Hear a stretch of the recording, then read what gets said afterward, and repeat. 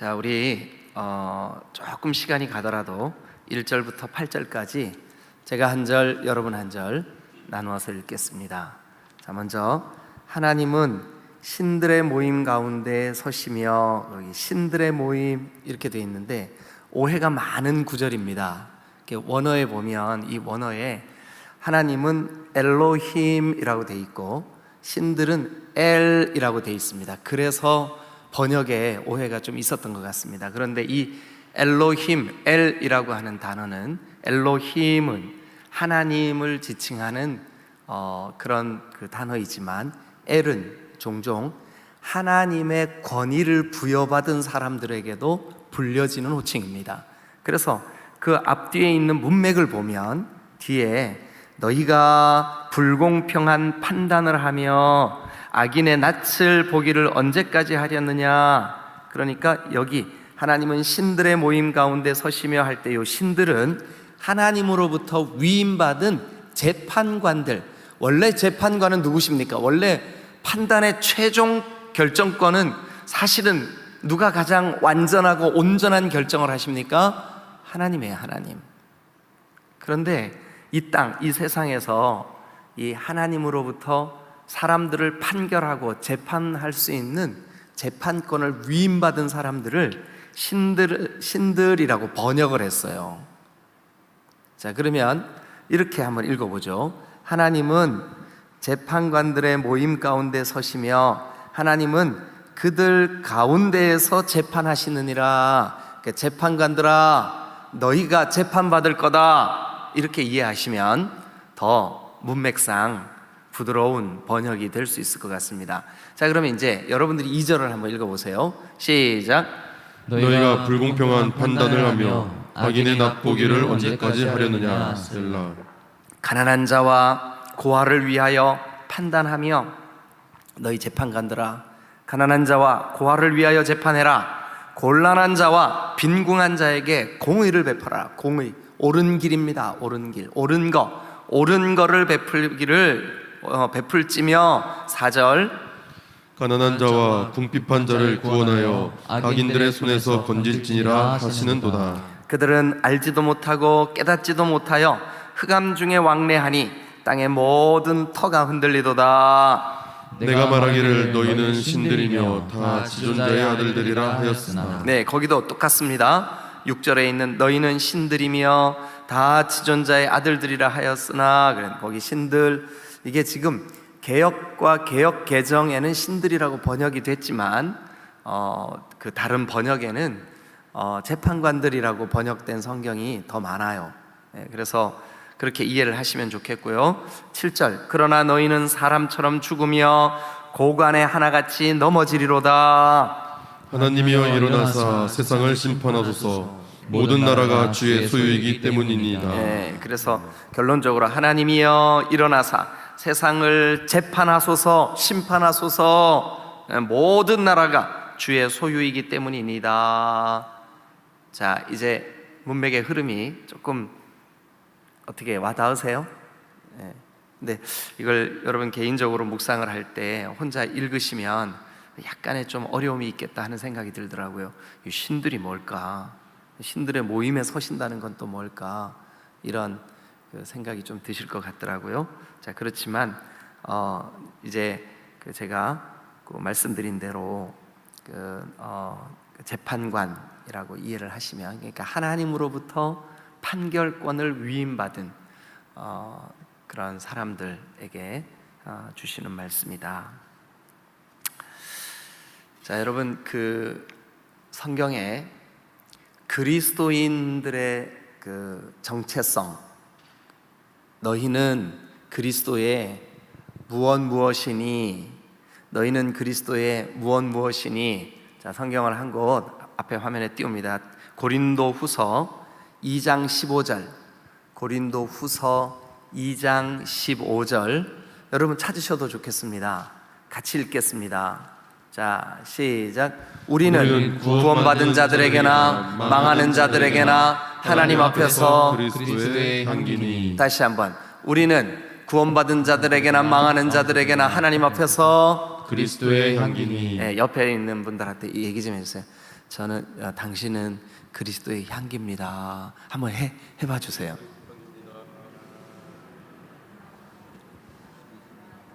예, 여러분 향기가 참 향기로워야 되잖아요. 근데 향기가 악취가 되면 어떻게 될까요? 이 아주 심각해지는 거예요. 예. 제가 그 오래전의 일입니다. 한 20여 년 전에 필리핀에 이제 그때만 해도 뭐 지금 오늘날처럼 이렇게 필리핀에 사람들이 많이 갈 때는 아니었던 것 같아요. 근데 어쨌든 필리핀에 신학생들을 가르치려고 일주일 동안 한 학기 동안 배울 분량의 강의 준비를 해서 일주일 동안 강의를 하러 갔는데 중간에 수요일인가였던 것 같아요. 이제 그 한나절을 마치고 제가 신학생들한테 제가 수업을 진행하는 그 반이 그 클래스가 한 30명 정도 됐었어요. 그래가지고 그 학생들 보고 필리핀 하면 딱 떠오르는 곳 한 곳으로 오늘 나를 좀 구경을 시켜달라고 그랬어요.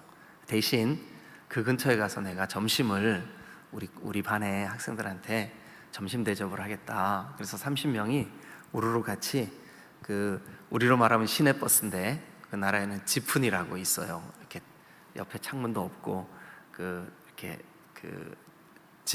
집을 개조해가지고 만든 지푼이라는 그런 매연 많이 나오는 차가 있는데 그걸 타고 학교에서 한 15분 정도 갔더니 리잘 파크 맞는지 모르겠어요. 지금 제 기억이. 근데 그 리잘이라고 하는 분이 우리나라로 말하면 이순신 장군이나 아니면 안중근 의사나 뭐 윤봉길 의사나 이렇게 스페인에 300년이 넘게 이렇게 지배를 받을 때 독립운동을 했던 그래서 필리핀에는 리잘 공원만 있는 게 아니라 리잘 대학도 있어요. 그 정도로 이 나라에서는 아주 존경받고 유명한 그런 독립운동가예요. 그런데 리잘 파크에 갔어요. 그래 이제 이분이 감옥에 갇혀 있을 때 스페인 사람들이 독립운동을 할 필리핀 사람들의 기세를 꺾으려고 물속에 감옥을 만들었어요. 그래가지고 요만큼만 요 위로만 밖으로 나오게 하고 물속에 이렇게 수갑을 채워서 가둬놓은 거예요. 근데 감옥이 그대로 보존이 돼 있고 거기에 이렇게 여러 가지 이제 기념될 만한 그런 이렇게 공원을 조성을 해놨더라고요. 그래가지고 이제 구석구석 학생들하고 구경을 하는데 정말 내가 얼굴이 확 끈거려가지고 도저히 견딜 수가 없었던 순간이 있었어요. 그게 뭐냐 하면 리잘 파크 감옥 들어가는 입구 계단에 그러니까 필리핀을 방문하는 여러 나라의 외국인 방문객들 또 필리핀 그 나라 사람들 거기 얼마나 많이 오겠어요. 유일한 독립을 위해서 독립운동을 벌였던 인물에 대한 유일한 공원이에요. 그러니까 상징적으로 그 나라 사람들에게는 자존심과 같은 그런 곳이잖아요. 그런데 거기에 한글로 아주 글씨도 잘 썼어요. 한글로 영수 철이 사랑해 하트 빵빵 그리고 다녀가다 이렇게 써놓은 거예요. 한글로. 예.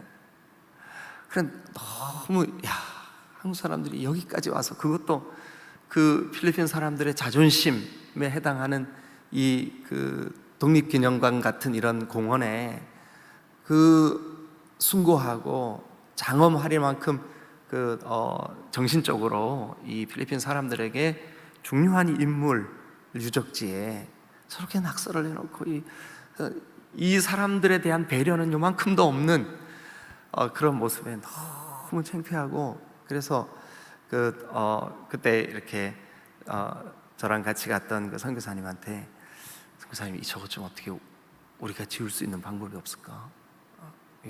창피해서 이거 진짜 막 그런 얘기를 나눈 적이 있었어요. 몇 해 후에 다시 갔더니 누군가 지웠더라고요.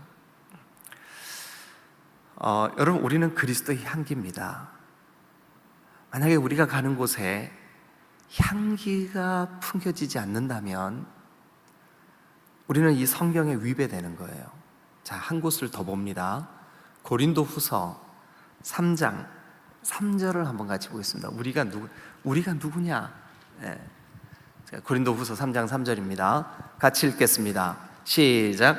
너희는 우리로 말미암아 나타난 그리스도의 편지니 이는 먹으로 쓴 것이 아니요 오직 살아계신 하나님의 영으로 쓴 것이며 또 돌판에 쓴 것이 아니요 오직 육의 마음판에 쓴 것이라. 너희는 뭐래요? 자, 너희는 우리로 말미암아 나타난 그리스도의 뭘까요? 편지래, 편지. 그 우리를 보고 저 세상에 있는 사람들이 하나님의 마음을 깨달을 수 있도록 우리가 그리스도의 편지래요. 자, 그러면 지금 제가 화면에 보여드린 두 가지 우리의 정체성. 첫 번째는 뭘까요? 우리는 그리스도의 향기예요. 우리가 가는 곳에 향기가 풍겨나야 돼요. 향기가 풍겨나야 돼. 네. 여러분, 만약 우리가 이번에 우리 학생부 수련회도 하지만 또 연약한 교회에서 어떤 학생부는 한 교회에서 한두 명밖에 참여를 하지 못하는 학생부도 있을 거예요. 그런데 그들 앞에서 우리 딤돌교회를 막 이렇게 들레고 또 우리의 어떤 거친 모습을 보여주고 한다 그러면 향기로울까요? 악취일까요? 잘 모르시는구나. 예. 여러분, 우리가 겸손히 그들을 섬기고 존중하고 한두 명밖에 없는 학생부지만 함께 와서 위로를 받고 같이 마음이 뜨거워지고 그리스도 예수의 복음으로 새로워지고 그러면 여러분들은 틀림없이 향기가 될 거예요. 그런데 만약에 수련을 마쳤는데 쥐네만 디딤돌 이렇게 가면 그러면 향기일까요? 악취일까요? 악취가 되는 거예요. 네. 여러분, 우리는 그리스도의 향기가 되어야 합니다. 우리는 그리스도의 아름다운 복음, 구원의 좋은 소식, 그것을 알리는 편지가 되어야 합니다. 우리 학생부도 그렇게 믿으시죠? 아멘. 자, 그러면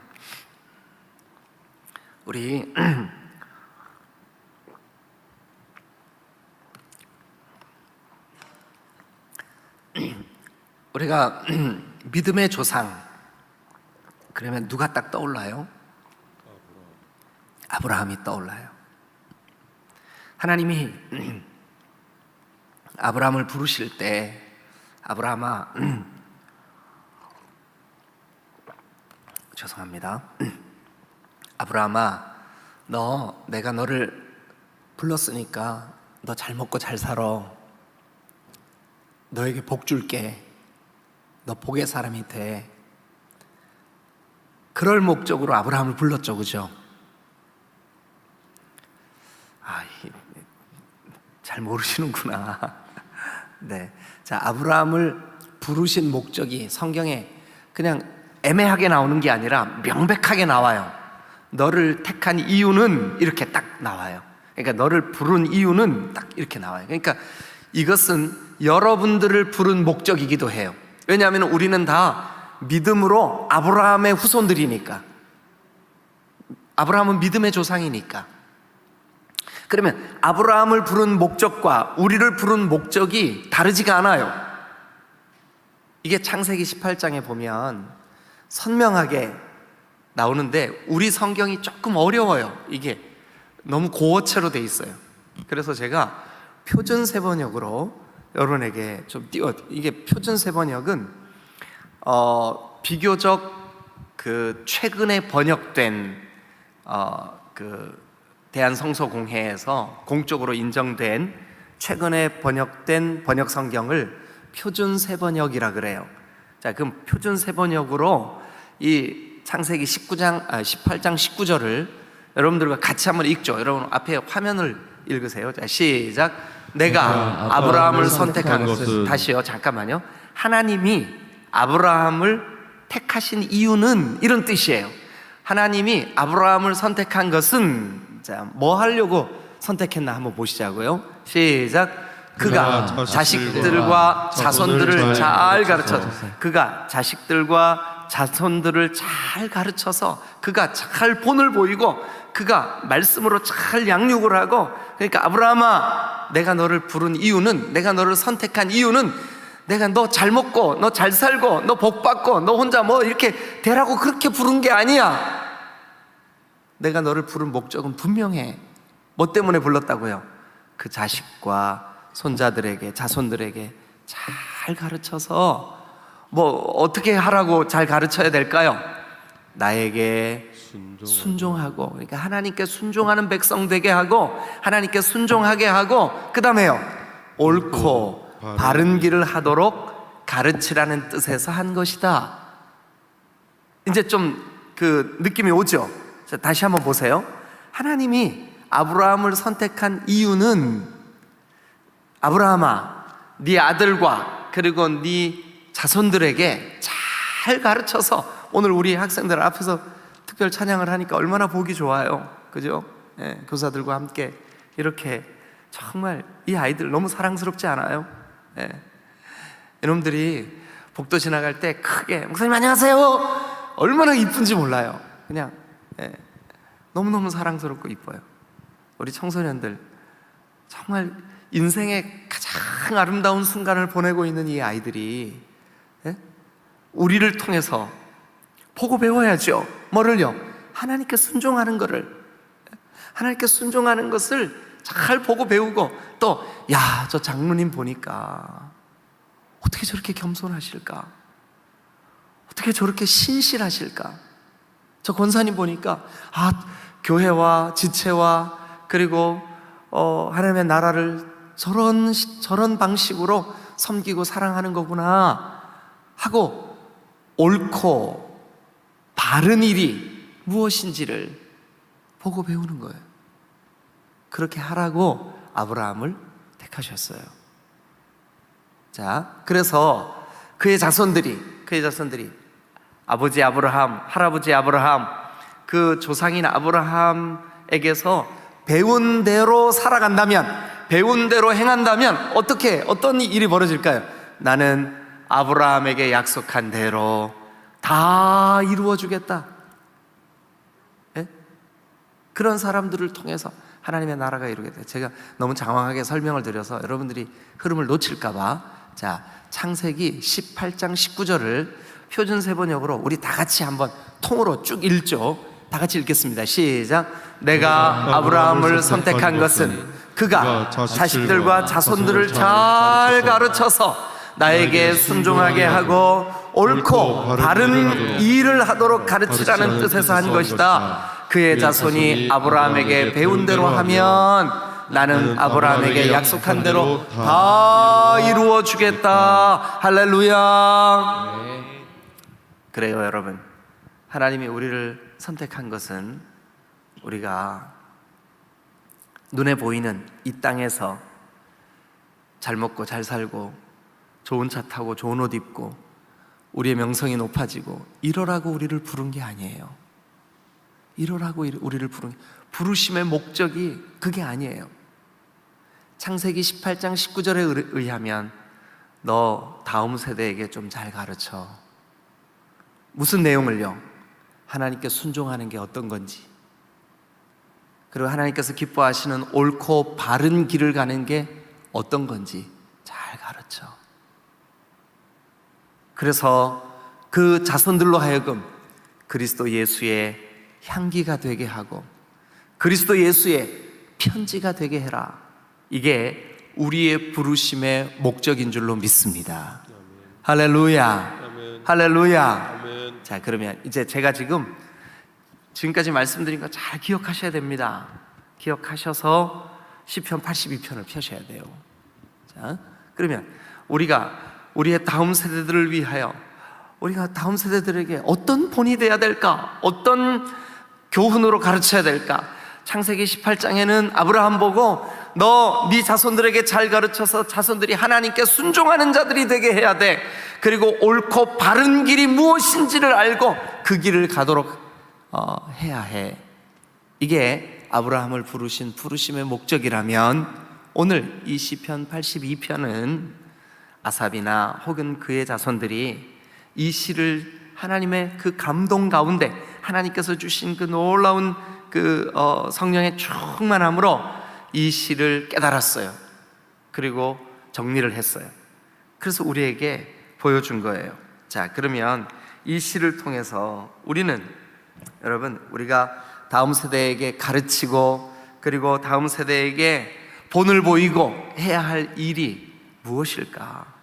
우리가 무슨 내용을 또 어떻게 자녀들을 가르쳐서 자녀들이 아브라함에게 하나님께서 들려주신 말씀처럼 하나님께 순종하게 하고 옳고 바른 길을 걸어가게 할까? 네, 우리가 가르쳐야 될 그 다음 세대들에게 가르쳐야 될 내용이 뭘까? 자, 우리 3절을 한번 같이 읽겠습니다. 3절 시편 82편 3절 다 같이 읽어주세요. 시작.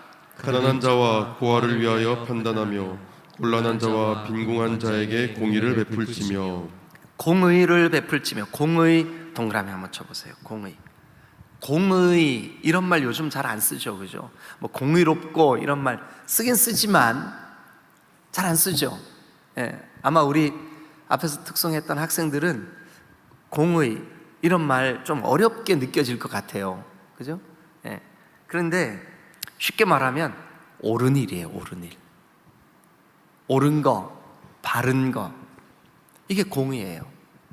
근데 어떻게 하는 게 옳고 바르다고 지금 말하고 있냐면 가난한 자와 고아를 위하여 너에게 부여된 그 재판권 그걸 가지고 판단을 잘해라. 그러니까 다시 말씀드리면 옳고 바른 일을 행해라. 그럼 우리가 여러분 이 다음 세대들에게 가르쳐야 될 일이 뭐예요? 이 아이들이 옳고 바른 길을 갈 수 있도록 우리가 그 길을 가야 얘들이 보고 배우죠. 우리가 그 길을 가야. 예? 예수님을 믿는다 하면서 그저 우리의 그 모습이 다른 사람들에게 정말 향기가 되지 못하고 아름다운 메시지를 전하는 편지가 되지 못한다면 우리는 옳은 길, 바른 길 가는 게 아니죠. 사람들이 볼 때, 야, 저 아무개는 정말 진실하고 정직한 사람이야. 나중에 알고 보니까 그 사람이 예수를 믿어. 그러면 그렇지. 그럴 줄 알았어. 예수 믿는 사람들은 다 그렇더라. 이게 공의를 행하는 거예요. 여러분, 우리 디딤돌 교회 어른들이 어른으로서 어른의 역할은 쉽지가 않아요. 그런데 어른이 어른스러워지는 교회, 그게 뭐냐 하면 공의를 행하는, 옳고 바른 길을 가는, 거기에 대한 좋은 영향을 우리의 다음 세대들에게 끼치는 거, 그게 바로 우리를 부르신 목적이요, 하나님께서 우리를 어른으로 앞서 행하게 하는 하나님의 뜻이라는 것을 알아야만 합니다. 세월이 지나고 또 신앙의 연륜이 쌓이는데도 불구하고 자기 혼자, 자기 스스로는 내가 신앙이 좋아, 내가 뜨거워 이렇게 하는데 정작 그의 삶이 옳고 바른 길을 가지 못한다면 그것은 우리의 다음 세대들에게 가르칠 내용이 못 되는 거죠. 3절은 우리에게 이렇게 말합니다. 공의를 베풀어라. 저와 여러분들에게 이 메시지는 옳고 바른 길을 가라, 옳고 바른 길을 가라. 너희가 옳고 바른 길을 가는 것을 너희의 다음 세대들에게 본으로 보여줘라. 그리하여 하나님이 우리를 향기로, 편지로 부르신 부르심에 합당한 삶을 살아라. 여러분, 이것이 오늘 우리가 먼저 이 아이들보다 한 걸음 앞서 인생의 길을 가고 신앙의 길을 가는 우리에게 보여주신 하나님의 부르심의 목적인 줄로 믿으시기를 주님의 이름으로 축원합니다. 할렐루야, 할렐루야. 자, 두 번째, 첫 번째는 공의로운 사람이 되도록 자녀들에게 가르쳐야 합니다. 공의로운 사람이 되도록 자녀들에게 본으로 가르쳐야 됩니다. 본으로. 두 번째, 4절 한번 봅니다. 4절. 물론 이 3절에 있는 공의와 연관된 메시지이긴 합니다. 그러나 조금 쉽게 우리에게 좀 적용을 한번 해보겠습니다. 자, 4절 시작. 가난한 자와 궁핍한 자를 구원하여 악인들의 손에서 건질지니라 하시는도다. 자, 여기 보면 가난한 자와 궁핍한 자를 구해줘라, 도와줘라. 여러분, 성경은 나그네와 외국인, 고아와 과부, 궁핍한 자와 빈궁한 자, 그런 사람들을 잘 섬기고 도와주는 것이 성경의 가르침이에요.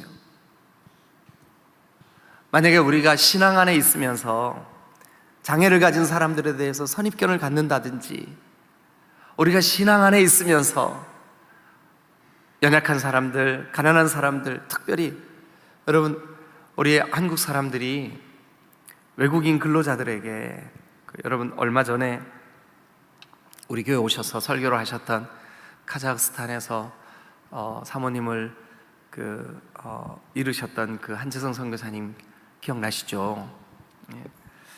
2주 전에 주일날 저녁 시간에 우리 교회 오셔서 간증을 하시고 많은 은혜를 받았는데, 그 돌아가신 사모님을 쇠 몽둥이로 때려서 죽인 범인들이 누구냐 하면 한국의 근로자로 왔다가 중소기업의 사장들한테 억울한 일을 당한 사람들이에요.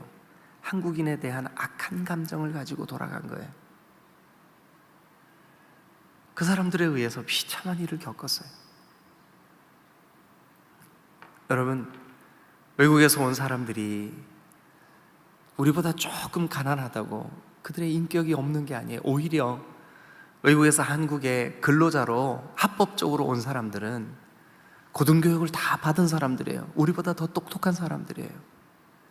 대단한 사람들이에요.